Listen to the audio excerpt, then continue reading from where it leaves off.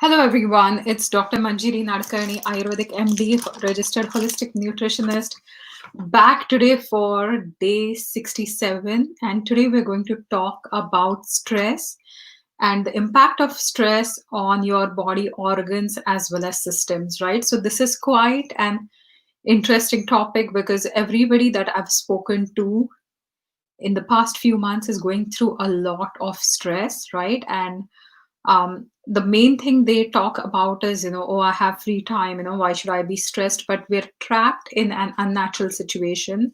So life is different, right? COVID is completely different. The quarantine, what we are going through, all the isolation, the fear. So a lot of things are way different than before. So we are trapped kind of in an unnatural situation, and we can still make the most of it. But definitely, this is why I wanted to jump on in and make this video, because not a lot of people realize about stress, how stressed they are, and what kind of impact stress has on your body and different organ systems. So again, it's Dr. Manjiri Nadkarni. We're talking about stress. If you're watching this live, please say a quick hi. I can see Uttamji here.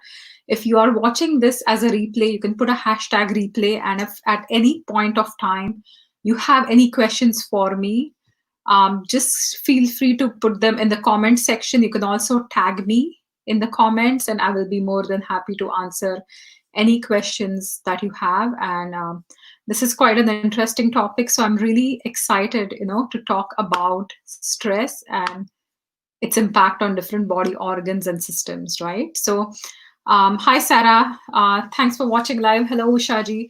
So if you can, before we get started, if you can comment whether on a scale of 1 to 10, 10 being the highest, 1 being the least, what is your stress level, right? What kind of stress do you think you're under right now, on a scale of 1 to 10, 10 being the highest and 1 being the least? And um, I received a really good compliment today when I went to work, and there was a friend of mine, a colleague, a massage therapist, who saw me after quite some time, and she was like, "Oh, you look really good. You look really good." And she's like, "What's going on?" And I actually eliminated a lot of my stress, so I think that's why I look much fresh and not as tired, is because I have eliminated a lot of my stress, right? So that's great, Sarah. It's really great if you're having a level 2 stress out of 10. That's fantastic. Same for you, Uttamji.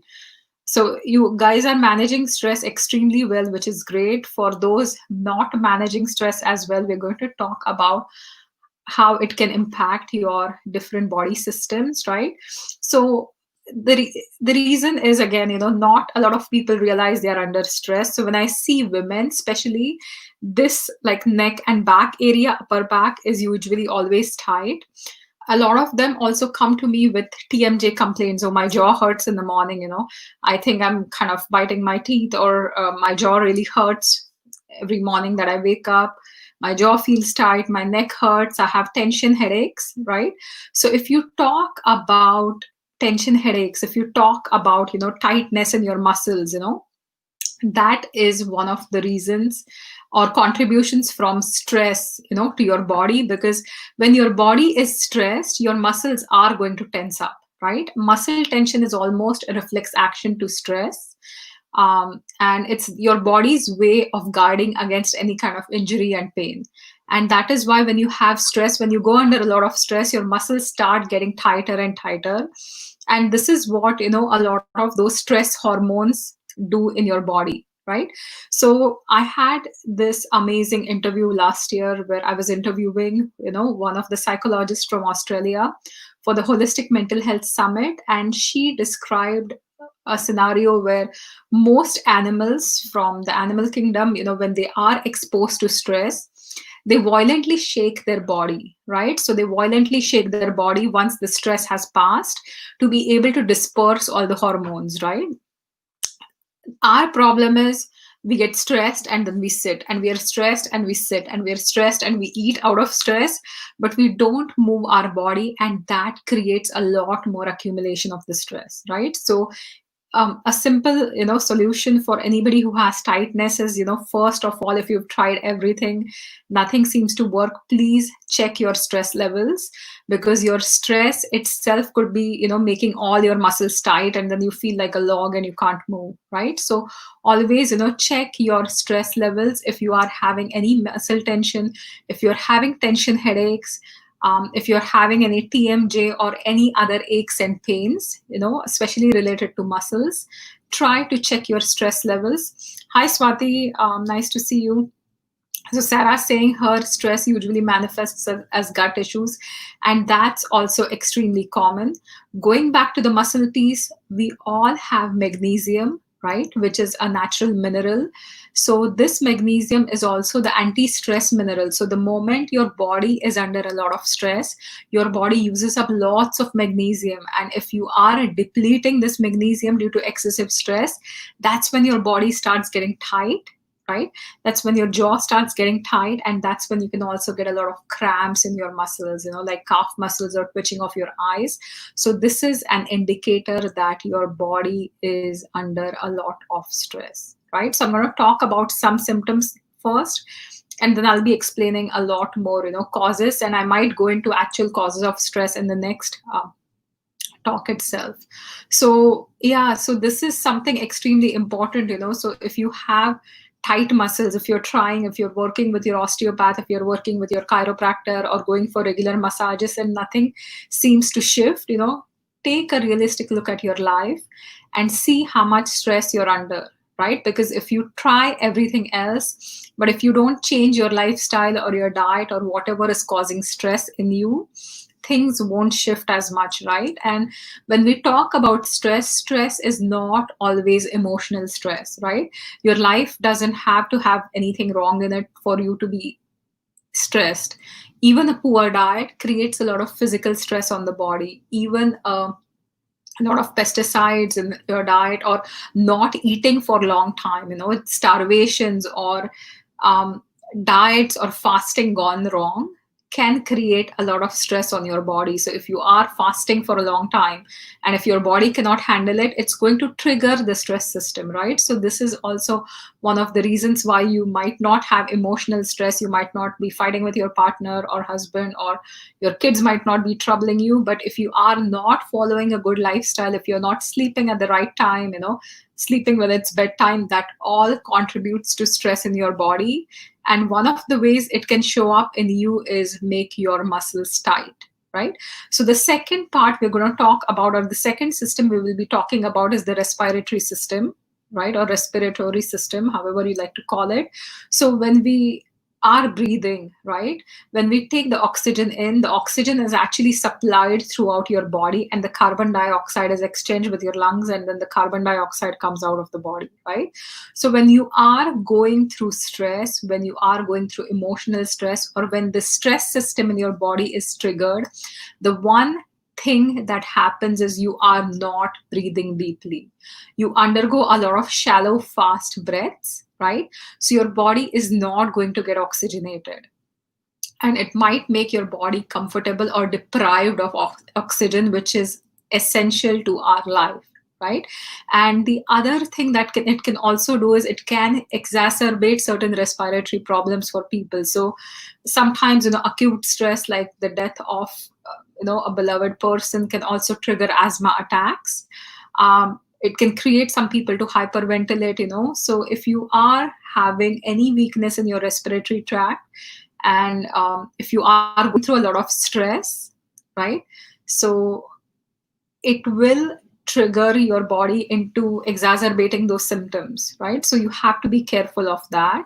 And anytime you are under stress, focus your attention back to your breath, right? And be really conscious of your breath. Be really conscious to breathe deeply, because the more oxygenation your body gets, the more it can kind of clear out toxins, and the less physiological stress you'll have. Even though you have this emotional stress that's creating issues, you won't have a lot of physical stress, because of shallow breathing. So that's something to pay attention to.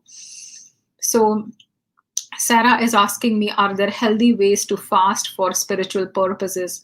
So, Sarah, I'm going to divert my topic from stress to go to, spiritual fasting. So, spiritual fasting in, the Vedas is known as upavas, right? So the word upa means near and vas means to be, right? So you're literally situated close to your God or the spirit, or whoever you believe in, the supreme power, the higher power, any deities, any angels, anybody that you want to.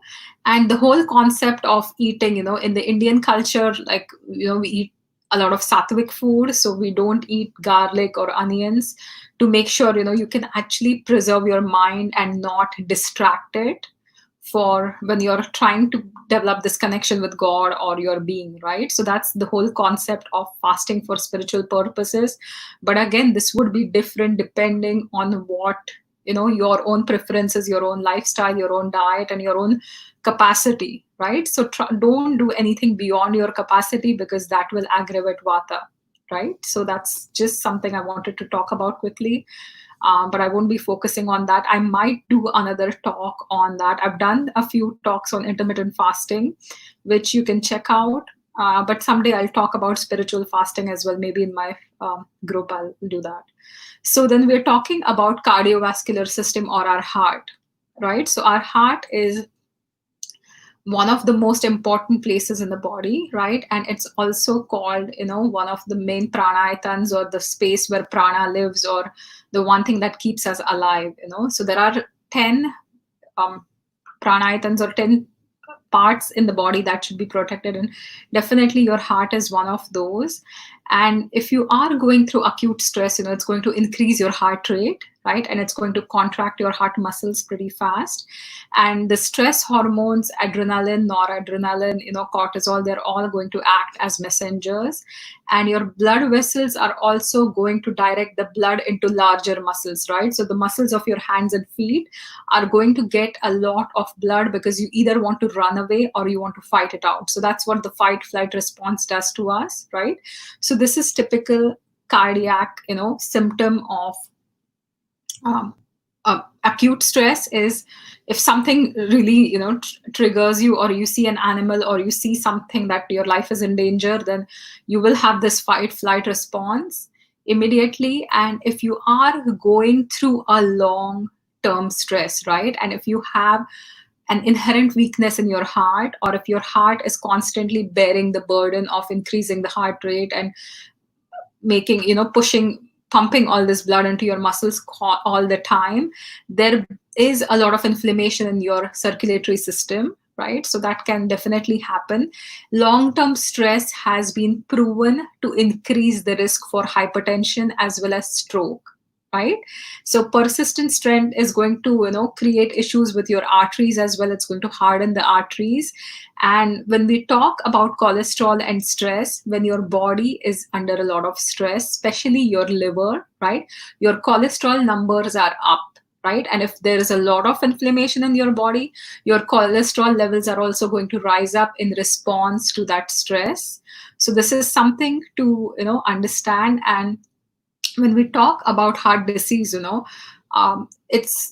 it depends on women. Like, till the time we have our hormones, till the time we have estrogen, our estrogen actually helps the blood vessels cope up better.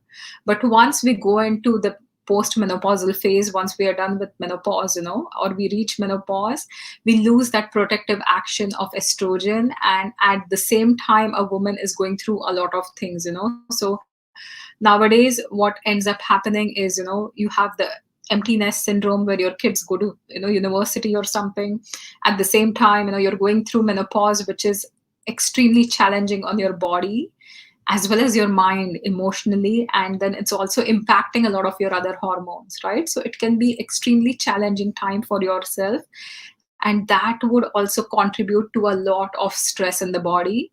And then, because you're losing this estrogen again, now you're prone to the heart condition, right? And you're already having like buildup of stress. You're kind of trying to refine your footing, or you're trying to find your purpose. And that usually happens in the menopausal state as well.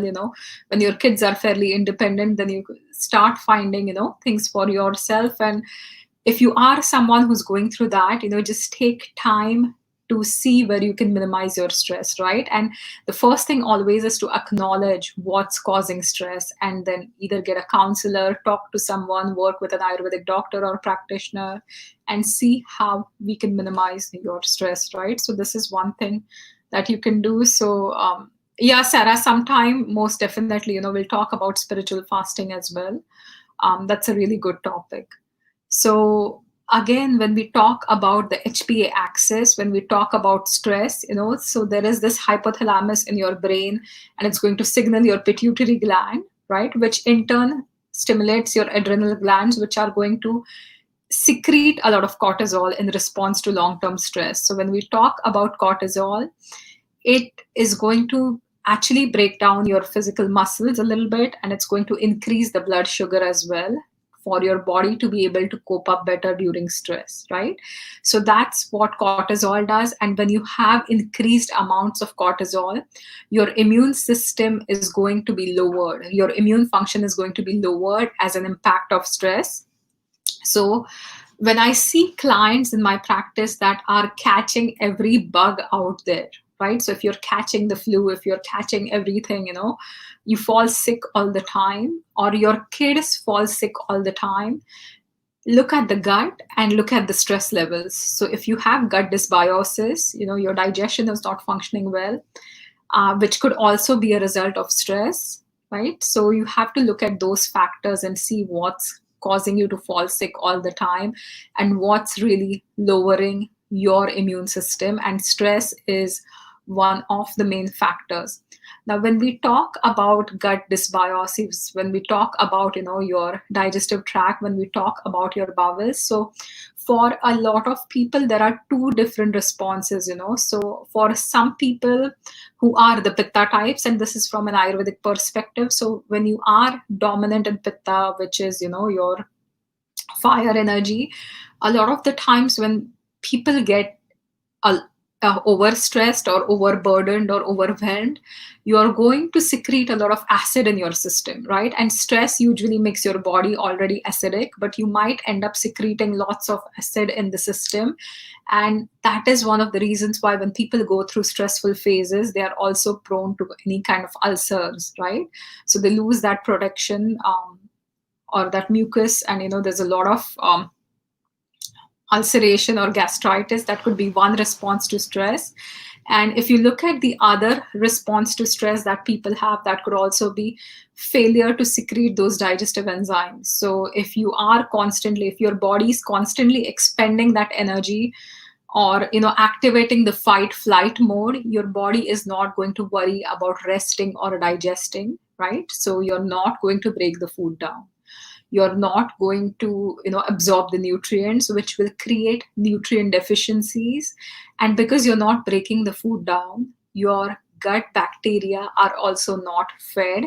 And when you're not feeding your soldiers well, they are going to die out. And that's when the bad yeast and the bad bacteria can take over your body, right?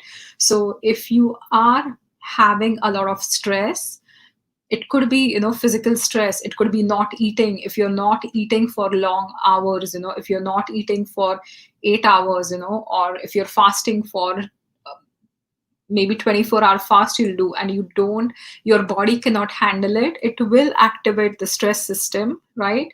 And it will create a lot more issues. So when it needs food and you haven't eaten, your body is going to break the muscle down and convert it into glucose somehow and start using it as a fuel.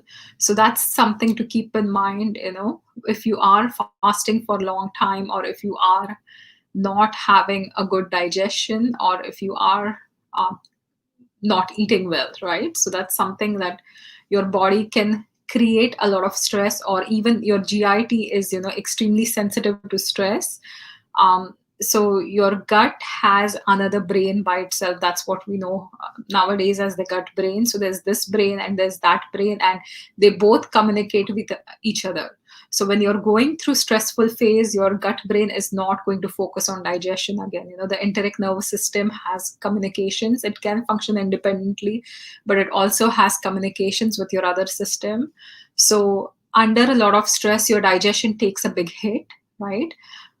You're not going to absorb nutrients. Even the water absorption is not great, right? So you end up losing a lot of vital nutrients, and you cannot make enough neurotransmitters as well. So that's why a lot of people who are under a lot of stress cannot make serotonin or the happy hormone, and also dopamine, which is the reward hormone, also suffers. And that could be another reason for chronic stress. Hi, Iti, nice to see you. So, we're talking about chronic stress. We're talking about the impact of stress today. So, we have discussed quite a few systems. And when we talk about stress, the one thing I would also love to mention is, irritable bowel syndrome, right? Or we talk about diverticulitis. So, irritable bowel syndrome or diverticulitis is also a sign that your gut is under a lot of stress, that there's a lot of inflammation, and something as simple as food sensitivities. Now, I know food sensitivities are not simple, but they are also very common today. And a lot of people are like, oh, I'm just going to give up gluten, or I'm just going to give up dairy, and I don't think it works for me. But you think it's simple, but it has a complex impact on your body if you are still eating it, right? So for those of you, who are having gut issues already, if your digestion is not healthy, if you're not having regular bowel movements, if you have any stomach aches and pains, if you have been diagnosed with IBS or diverticulitis, get food sensitivity testing done, right? And I believe that every person should at least get it tested once, because then you know for sure what you're reacting to and what you're not reacting to.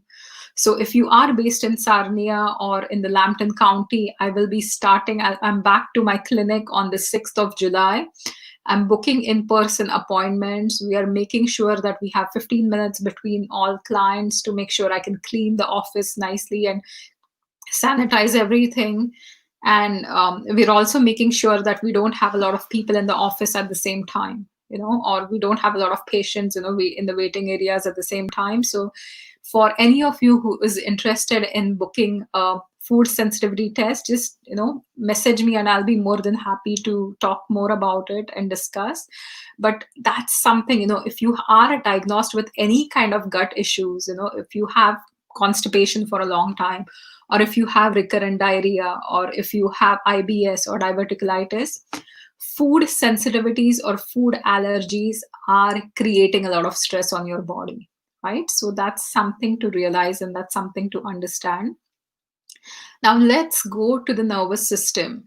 So when we talk about nervous system, there are going to be different divisions, and I'm not going to get into too much technicality, but there's this mainly your brain and spinal cord, and then there's the autonomic nervous system, right? So when we talk about the brain, one of the things that stress can definitely impact is your cognition.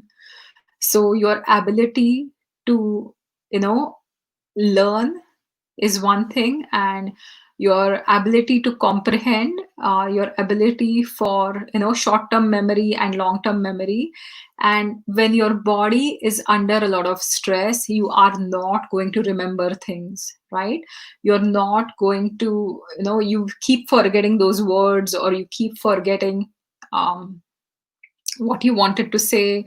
You forget somebody's names, you forget the keys, when you're in the house. And these are some signs. And there's also reduced cognition, right? So you are not going to learn very well, or if you read it, it'll take you maybe a few times, you'll have to read, and then you will understand, right? So it is impacting because of stress. So stress has really negative effects on your memory. I'm looking at a few papers, so I found some really interesting papers. And um, usually the noradrenaline or the norepinephrine, it actually creates emotional aspects of memory in your brain, right? And it's also facilitated by corticosteroids. But if you are secreting a lot of hormones, constantly, you are not going to have those pathways developed well, and you will in fact start losing your memory, right? So that's something to realize, that's something to keep in mind. That definitely, and when we talk about Alzheimer's, when we talk about different health conditions, when we talk about dementia, these conditions don't happen overnight, right? So these conditions could happen because of dietary stress or physical stress or emotional stress or psychological stress, but these are products of long-term stress on your brain, right? So when sometimes even mood swings are extremely common, anxiety and depression are also extremely common, and mood disorders are directly connected with stress. So when you have a lot of stress that you cannot cope with, it's going to show up as anxiety or depression, right? And then if you have any other underlying condition, if you have family history, different things can show up as well. So that's also important to understand that when we talk about stress, it has a definite action on your entire body, it has a definite action on your nervous system, right? And it can create, it can totally drain your body as well, right? So it causes degeneration of the body, it causes a lot of aging of the body as well. So via the nervous system, if you're constantly under a lot of stress, your body will also create more free radicals, and your body will also age fast. And that is why when you see a friend who's been through a certain kind of hardship, suddenly that person looks like they've aged 5 years in a few months, right? When you go through this chronic stress. So that is also extremely common. So you can also age pretty fast with a lot of stress. So now when we talk about reproductive system, we've covered different systems. When we talk about reproductive system, right? So a few things that are affected because of stress is the desire and the arousal, right? So sexual desire, sexual arousal, performance, it's all impacted because of stress. And also for women, so this is typically for men, right? So there is cortisol, which helps with blood sugar, blood pressure regulation and a lot of normal functions, but excess amounts of cortisol can definitely affect normal functioning of male reproductive tract. It can actually lower your sperm production, it can create infertility and different conditions as well, right? And it can also make you more vulnerable to different kind of infections too, right? So any infections of the testes, or prostate infections, prostatitis, or urethra, so that can also happen. And in women, there are typically a lot of menstrual irregularities seen. So if you are going through stressful period and if your cycle is all over the map, that's also because when your body is producing excess cortisol, it's not going to produce progesterone, which is necessary for a healthy cycle, right? So again, in women, it's going to impact sexual desire, it's going to impact arousal, and it's also going to impact fertility. It's going to impact your cycles. You might not ovulate, or you might ovulate late, right? And definitely PMS is another thing. So I have, women ask me all the time that is PMS real and should everybody be having PMS? So slight discomfort during premenstrual times is extremely common, right? Because your body is going through different cycles. I think I've spoken about vata pitta kapha in terms of menstrual cycle in one of the previous videos. So when your body is going through some transition, having body changes and having biochemical changes and physiological changes is common, but extreme emotions during PMS, extreme anxiety or body dysmorphia or irritation or anger or frustration during PMS is not normal. Excess breast tenderness during PMS is not normal, right? So if these are things you're living with, you have a lot of stress on your body. And it could be again coming from your diet or your emotions or any other way. But definitely there is a lot of stress on your body if you are having severe PMS signs and symptoms. So that's something to pay attention to. What else was I going to talk about? And again, PCOS is extremely common. So polycystic ovarian syndrome is also extremely common. So with food and stress, what also happens is, in today's world, what I have seen is people eat emotionally. So when you're feeling low or when you're anxious, you are going to require something sweet to instantly calm down. And if you're habituated to having the sugary foods, if you're habituated to having something sweet to calm down, your blood sugar can go out of balance. And cortisol by itself, so when you have a lot of stress hormones in the body, your blood sugar keeps increasing in response to those stress hormones, and that can create your insulin to not act on your cells. So you have insulin, but the receptors are not functioning well on the cell, and your cell is not taking any glucose in. It's not responding to the insulin, and this is known as insulin insensitivity. And that will create different conditions of hormonal imbalance like PCOS, right? So this is also one sign that your body is under a lot of stress. And the same, again, another part I always mention is when we talk about menopause, right, which we were speaking earlier. So menopause, it's extremely common to have anxiety, mood swings, and signs of distress if you are under a lot of stress already, right? So today was just a short video that the whole goal of the video was to make you aware that stress can impact different, organs of your body. Stress can impact different systems of your body, also your skin, right? So I think that's what I forgot to mention. But if you look at psoriasis or different skin conditions, they have a definite link to stress levels. And your digestion is not good. You're not going to make good nutrients, and that also reflects on the rasa dhatu, which is your first tissue, which is also what nourishes your skin. So when we look at stress in today's world, right, people try to normalize the stress that they have, but stress is not a normal situation for your body. So we all have stress. We all are in an unnatural situation. We've never faced this 100%. There's uncertainty. 100%. I'm not dancing or jumping with joy all the time. But the one thing you have to do is figure out where your stress is coming from and try to minimize it, because unless you do that, no matter what supplements you take, no matter what medications you take, no matter the best of shakes or probiotics or fish oils or anything and B complexes you take, no matter what you take, unless you figure out the root cause of your stress and try to eliminate it, you are not going to help heal your body. And that is why in Ayurveda we talk about, so there is a nice shloka that says Sankshiptaha Kriya Yoge Nidana Parivarjanam.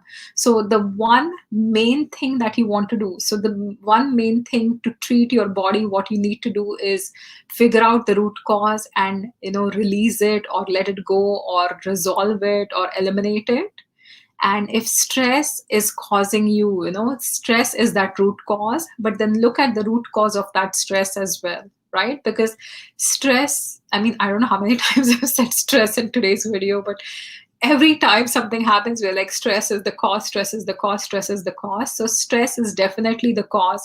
Stress can definitely impact a lot of different things, but where is it coming from, right? So whether you are extremely emotional and whether, you're listening to a lot of judgments or taking in a lot of the judgment, it can cause stress in your body. It can cause a lot of stress in your mind. And that's where you have to use your discernment, whether it's yours or not. So I don't know how many of you are following me on Instagram, but I just posted a video the other day.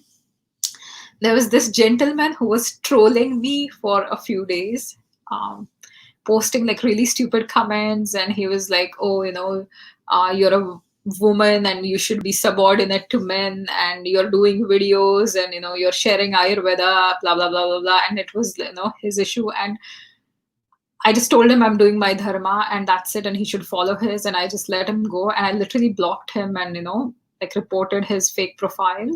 So the thing is, things are always going to happen on the external, but when you let them shake up everything internally, that's when you're creating stress. So whether it's COVID, whether it's something else going on in your life, seek support, right? And try to first understand where it's coming from and then seek support, but try to really sit with yourself, try to connect with yourself. And I think at the end of every video I talk about this, just be out in your garden, smell the roses, smell the rosemary. So smelling rosemary can make you intelligent. There was a study done on that.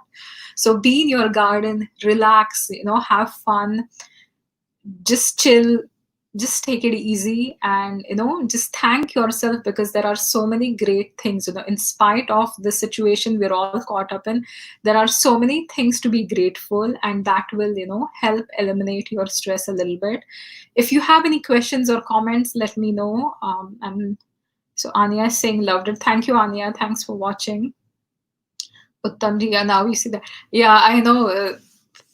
I don't give a lot of importance to people that are not important. So this is just something I wanted to share, because, just tell you that you can move on no matter what people say or no matter what people decide, but just focus on your path, right? So today we are talking about stress, and we've spoken about stress and, its impact on the body. In the next video, I'll be talking more about the causes of stress, and I'll try to break everything down. So we'll talk about emotional stress, we'll talk about physiological stress, we'll talk about, what are some stressors for your digestive tract, what are some stressors for your muscles and pesticides, and we'll talk about the causes of stress on your body, mind, as well as, spirit. So we'll be talking about that in the next video, which is on Wednesday. And on Friday, I'll be talking in details about stress management, right? So that's one thing I'm going to do. On this Saturday, we have a very dear friend of mine, Vaidya Gauri. She'll be joining me in my Facebook group, and we'll be discussing how to balance your blood sugar. So I'm going to post that on my Facebook page tomorrow, and I'll share the link with everyone. So thank you all once again for watching. Thank you all for showing up. Whenever I'm here, I see a lot of regulars. So thank you all. It means a lot to me. Thanks for your support. And I'll be back on Wednesday. We'll be talking in details about the causes of stress. Today we talked about what are the signs of stress on your body, what are the signs of stress on different organs and systems. On Wednesday, we'll be talking in details about the causes, what's really causing. And in those causes, there might be some that you might have never thought about. So it'll be interesting for me to see, how much you're aware of what's causing stress. Oh, Mugda Singh feeling like you shouldn't stop talking today. Or maybe I should give you a call. I don't want to torment others, just because you want to listen to my voice. So if you're free, I can give you a call and I can keep talking with you, but I don't want to torment everybody else. Like you're all gracious enough to give me 40 minutes of your time, and I can talk, when it comes to Ayurveda, I can talk and talk and talk and talk. So I don't have a problem with that, but I'll give you a call, Mukta. If you're free, I'll just give you a call in 5 minutes. So thanks all once again for watching, and have a fantastic evening. And I'll talk to you soon on Wednesday with another topic. We're going to talk in details about the causes of stress. So thanks and have a fantastic evening. Bye for now.